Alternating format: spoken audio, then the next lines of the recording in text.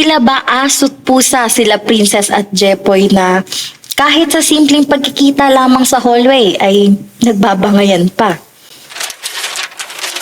Aray, ano ba? Di ka ba tumitingin sa dinaraanan mo, ha? Bulag ka ba? Aba, ang tapang mo ah. Sino ka ba? Aba, ang yabang nito ah. Ikaw na nga tong nakabangga, ikaw pa yung galit. Kung titingnan nga ang dalawa, diisipin mong may kung anong namamagitan sa kanila. Ngunit sa kasamaang palad, babae rin pala ang hanap ng isa. Mabangga sana siya ng sasakyan. Harsh naman ito. Che? Yee! Wait ko si Princess oh. Yee! Kayo ha? Hoy, kayong dalawa. Magsitigil nga kayo. Alam niyo naman na si Charmaine lang yung gusto ko, di ba? Inaasar ng mga girls si Princess habang nakatingin kay Boy at lumapit ito sa kanila na tila ba ay curious. Uy, pre!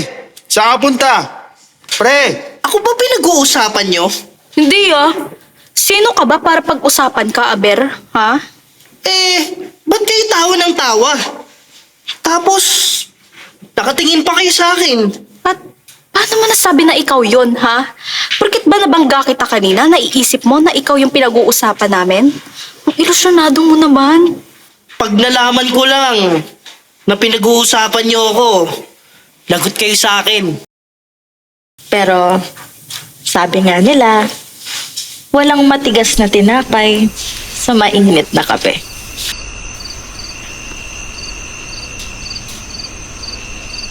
Ano ba to? Dapat hindi na ako nag-shortcut eh. Ang dilim pala dito. Yung mga adik pa ata dito sa dadaanan ko. Uy, pare! May chikas oh, tignan nyo. Oo nga, pare, ang sexy. Di yan, chicks, pre. Tomboy yan oh, tignan mo. Dumaan sa harap na nagiinuman si Princess na nakayuko upang hindi mapansin at biglang hinila ang kanyang kamay. Ano ba? Bitawan niyo nga ako! Miss, tagay ka muna. Oo nga, isa lang. Oh, kunin mo na. Isa lang naman. At makakaraan ka na. Tagay ba to? Parang soft drinks na sobrang puno na to eh. Huwag ka nang maarte. Tumagay ka na. Nagpupumigla si Princess sa pagkakahawak. Ano ba? Bitawan niyo nga ako! Aba, pumapalag pa oh. Alam mo naman kung ano mangyayari sa'yo, di ba? Kung di mo susundin yung sinasabi namin, miss. Ano ba? Tulong! Tulong! Tulungan niyo ako!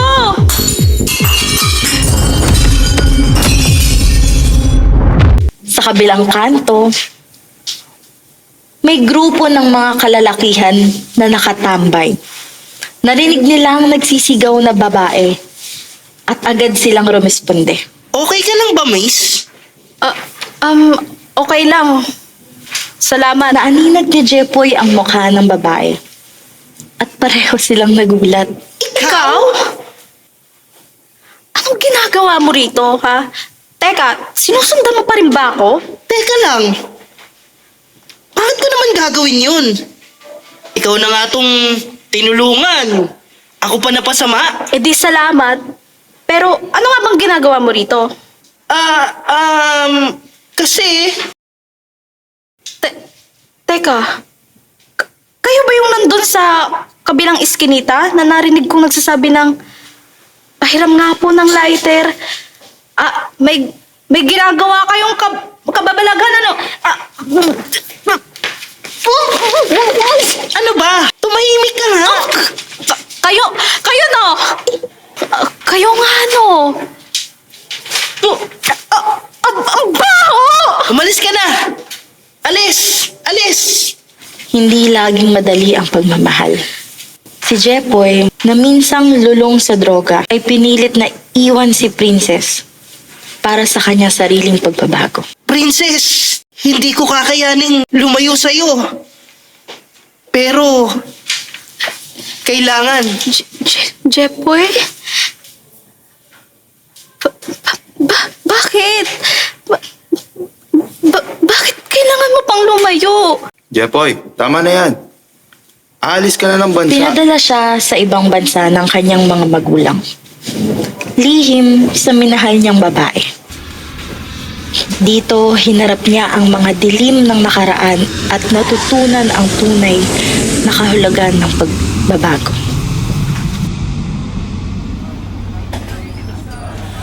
Hindi sinabi ni Jepoy kay Princess na magpaparehab ito.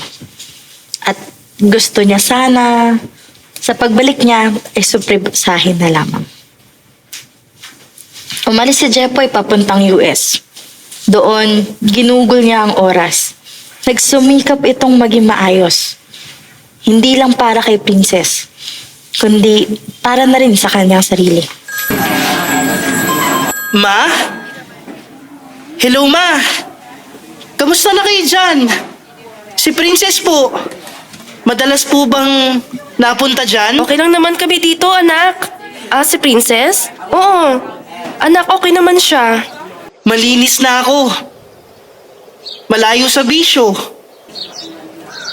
Malaya na sa nakaraan. Handa na akong bumalik. At handa nang magmahal ng tama.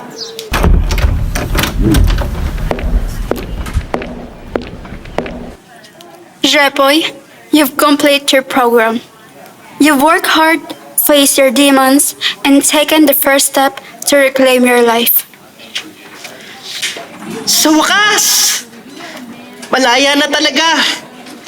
Hindi ko akalaing darating ang araw na ito. Remember, Jepoy, freedom isn't just leaving this place. It's carrying what you've learned out into the world. Take it one day at a time. Handa na akong bumalik. Handa na akong harapin ang buhay. At ang pagmamahal, yung pagmamahal na iniwan ko. Sa wakas, nakalaya si Jepoy. Ngunit sa kanyang pagbabalik, dala niya hindi lamang ang pagbabago sa sarili, kundi pati na rin ang pangarap na muling makita si Princess. Pagkaraan ng ilang taon, nakabalik din si Jepoy mula sa rehab. Buo ang pag-asa niyang muling makita si Princess, ang babaeng minahal niya ng higit sa lahat. Iya! Okay ka lang? Opo. Anak! Andito ka lang pala. Sabi ko kasi sa'yo, huwag ka pumunta kung saan-saan eh. Halika nga rito. Opo, Mama. Sa isang iglap, natigilan si Jepoy. Ang tinig na yon, sobrang pamilyar. Nang itaas niya ang kanyang paningin, tumama ito sa isang mukha na hindi niya akalaing makikita pa niyang muli. Princess? Ikaw ba yan? Oo nga, ikaw nga yan. O ano, kamusta ka na? Ang tagal na nating hindi nakikita. Teka, tama ba ang dinig ko? Anak? Natulala si Princess.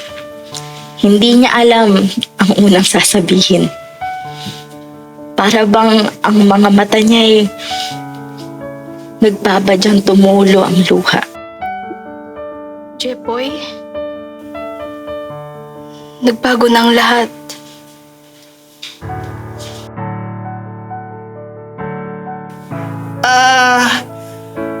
Ang tagal kong pinangarap to eh. Na balang araw, babalik ako. Aayusin natin lahat. Ikaw pa rin, hanggang huli. Napansin ni Jepoy ang maliit na kamay na hawak ni Princess at ang kumikislap na singsing sa kanyang daliri. May asawa ka na? Oo. 3 taon na kaming kasal. Di mo man lang ako hinintay? Hinintay kita, Jepoy. Naghintay ako ng taon. Hinintay kita, Jepoy. Naghintay ako ng taon. Sinubukan kong intindihin kung bakit kailangan mo lumayo. Sinubukan kong kumapit sa alaala mo pero habang lumilipas yung panahon, unti-unti akong napapagod.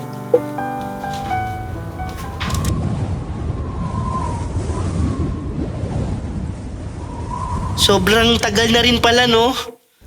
6 na taon. 6 na taon akong nawala.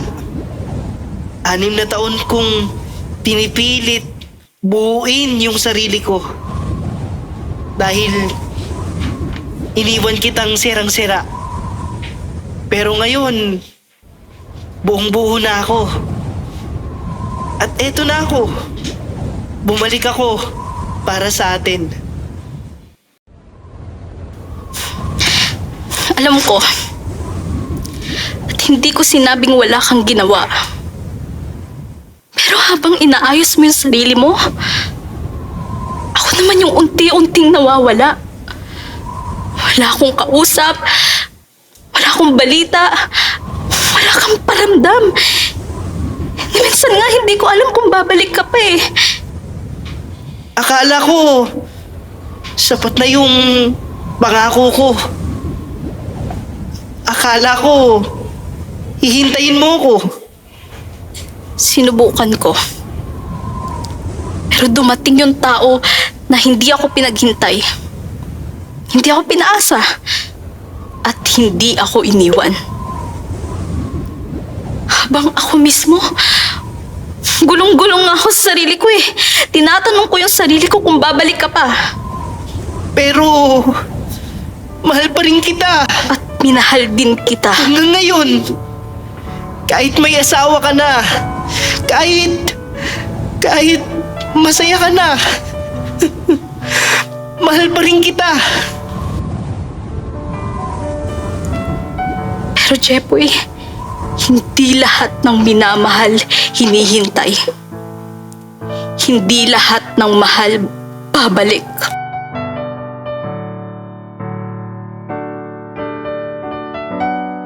Pwede pa ba?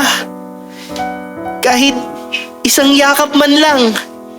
Kahit isang tanong lang. Ako pa rin ba? Kung sakaling nakabalik ako agad? Siguro. Siguro kung dumating ka ng mas maaga, ikaw pa rin yung pinili ko.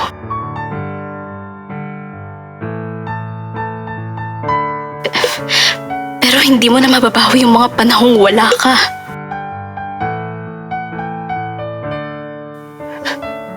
Ang sakit pala. Ang sakit pala, no? Yung iniwan mo siya para iwasin yung sarili mo. Tapos, pagbalik mo, ayos na nga kayo pareho. Pero, hindi na kayo para sa isa't isa.